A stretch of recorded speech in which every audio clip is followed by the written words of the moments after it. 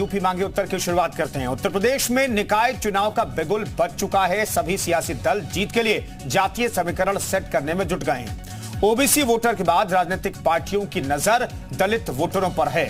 दरअसल यूपी जीत की बिसात जाति आधारित राजनीति पर टिकी हुई है। इसलिए सपा बसपा हो या फिर बीजेपी, हर कोई दलित वोटर को अपने पाले में लाने की जुगत में है। यूपी में करीब 21% दलित वोटर हैं। कहा जाता है कि इसी 21% वोट की बदौलत मायावती कई बार सत्ता तक पहुंची। सपा बीजेपी दलित वोट की अहमियत जानती है, इसलिए इस वोट बैंक पर अपना दावा मजबूत करने के लिए दोनों दल बड़े बड़े कार्यक्रमों का आयोजन कर रहे हैं। एक तरफ समाजवादी पार्टी मुखिया अखिलेश यादव ने आज दलितों के मसीहा कांशीराम की मूर्ति का अनावरण किया। निकाय और 2024 के लिए दलित दांव चला, तो दूसरी तरफ बीजेपी भी 4 अप्रैल से दलित बस्तियों में सामाजिक सम्मेलन के आयोजन का मूड बना चुकी है, तैयारी कर चुकी है। उधर सपा और बीजेपी की चाल से कहीं दलित वोट बसपा से छिटक न जाए, इसके लिए मायावती ने दलित समाज के नाम पैगाम जारी किया है। सपा और बीजेपी से सावधान रहें, यानी चुनाव की घड़ी में सभी दलों का दलित प्रेम जमकर उमड़ रहा है।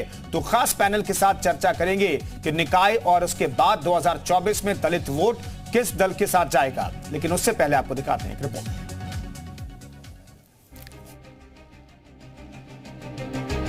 2014 में देश की राजनीति में बदले हुए राजनीतिक समीकरण के बाद जहां एक तरफ क्षेत्रीय पार्टियों का जनाधार लगातार गिर रहा है, वहीं अब समाजवादी पार्टी को भी लग रहा है कि यादव और मुस्लिम बिरादरी के साथ साथ अब एक ऐसे राजनीतिक गठबंधन की जरूरत है जो उनके लिए एक बड़ा वोट बैंक बने।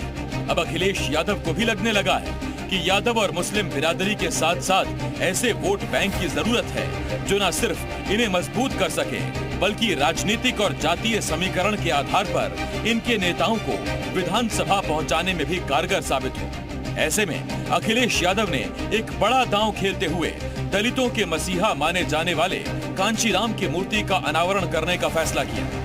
सोमवार को रायबरेली ऊंचाहार विधानसभा में अखिलेश यादव ने कांशीराम की मूर्ति का अनावरण किया। अखिलेश यादव कांशीराम के सहारे दलितों को साधने की कोशिश में जुटे हैं और इस रणनीति को सफल बनाने में बसपा से सपा में आए कद्दावर नेता स्वामी प्रसाद मौर्य अखिलेश का साथ दे रहे हैं।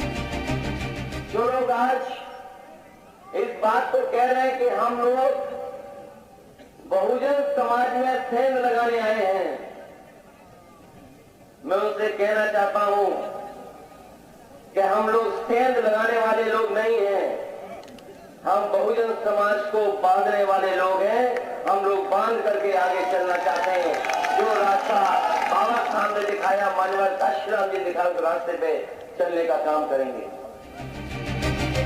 राजनीतिक जानकारों का मानना है कि उत्तर प्रदेश में सबसे ज्यादा लड़ाई बसपा के कोर वोट बैंक को तोड़ने को लेकर मची हुई है। यही वजह है कि बसपा से बीजेपी और बीजेपी से सपा में शामिल हुए स्वामी प्रसाद मौर्य ने अपने कॉलेज में कांशीराम की प्रतिमा का अनावरण अखिलेश यादव से कराने की योजना बनाई। जानकारी के मुताबिक समाजवादी पार्टी के मुखिया अखिलेश यादव की ओर से कांशीराम की प्रतिमा का अनावरण कराए जाने से बसपा में जबरदस्त उथल पुथल मचनी शुरू हो गई है। समाजवादी पार्टी की यही कोशिश बसपा के लिए सिरदर्द बन रही है।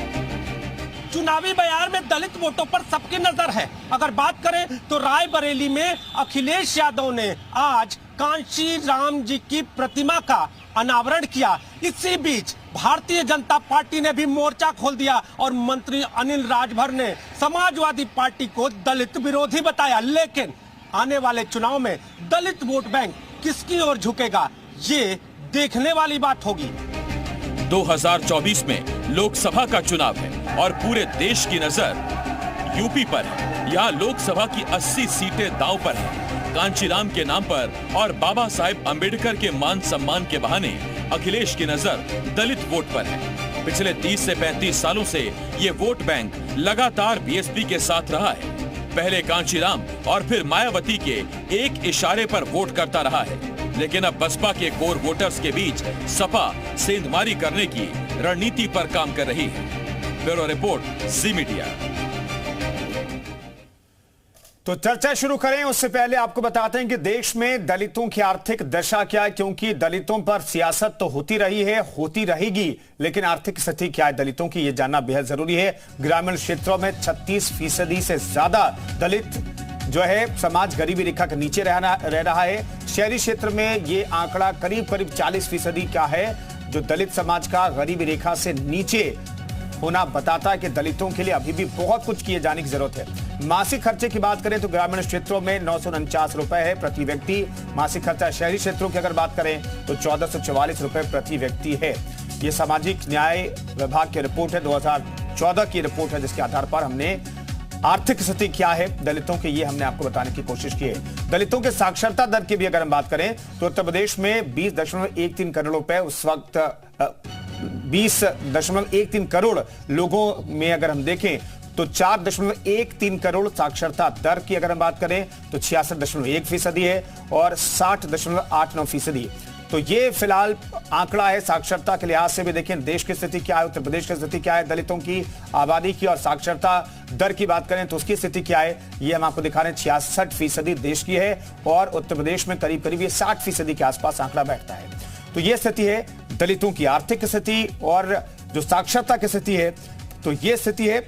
और फिलहाल हमारे साथ तमाम मेहमान जुड़ रहे हैं, उनका रुख करेंगे। सबसे पहले हमारे साथ अवनीश त्यागी जुड़े हैं, प्रवक्ता बीजेपी की।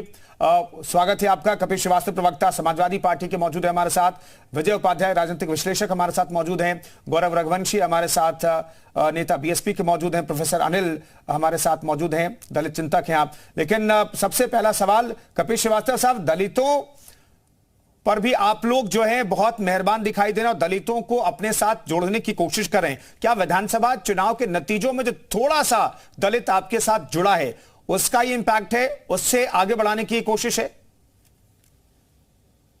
कुंदन भाई, इसे हम दो तरीके से आपको समझाते हैं। देखिए, हमारी जो पार्टी है 1992 में जब बनी तो इसी विजन के साथ बनी थी कि शोषित वंचित की हम लड़ाई लड़ेंगे। और शोषित वंचित समाज ही बाबा साहब भीमराव अंबेडकर के द्वारा एक सुरक्षा परिधि में दिया गया, जिसको हम आरक्षण के नाम से जानते हैं। तो बाबा साहब भीमराव अंबेडकर ने ही ओबीसी समाज और दलित समाज को जो है वो किनारे नहीं लगाया था। और आज अगर समाजवादी पार्टी उत्तर प्रदेश के बहुजन समाज के लोगों को लेकर के चल रही है, क्योंकि बहुजन में ओबीसी भी शामिल है और दलित भी शामिल, साथ ही साथ जिन्हें शोषित और वंचित, चाहे वो किसी समाज के हो, अगड़े समाज के हो, पिछड़े समाज के हो, दलित समाज के हो, अकलियत के लोग हों, क्योंकि आप देख लीजिए अकलियत के लोगों की भी स्थिति जो सच्चर कमेटी है उसने बता दिया कि हमारे दलित भाइयों की तरह ही हो गई। और इसमें सच्चाई है आपके रिपोर्ट में एक कि दलितों पर कसम खाने वाले तमाम लोगों ने उनको उबारने की कोई कोशिश नहीं की और एक वोट बैंक को समझ करके उन्हें निचोड़ते रहे। भाई, पत्थर के बुत बनाने से किसी दलित का कल्याण नहीं चलता, बल्कि सड़कों पर उनकी लड़ाई लड़ने से, लोकसभा में, राज्यसभा में, विधानसभा में उनकी लड़ाई लड़ने से कि आरक्षण अगर समाप्त हो जाएगा, सरकारी नौकरियां समाप्त हो जाएंगी, तो आप इनको एम्पावर्ड कैसे करेंगे? तो समाजवादी पार्टी इन विजन को लेके चली और इसी के तहत हमने 2019 में बहन जी से हाथ मिलाया। बहन जी को हमने प्रॉफिट भी कराया, जहां उनकी 0 सीट थी वहां उनकी बढ़ करके 10 सीटें हुई। कपिल जी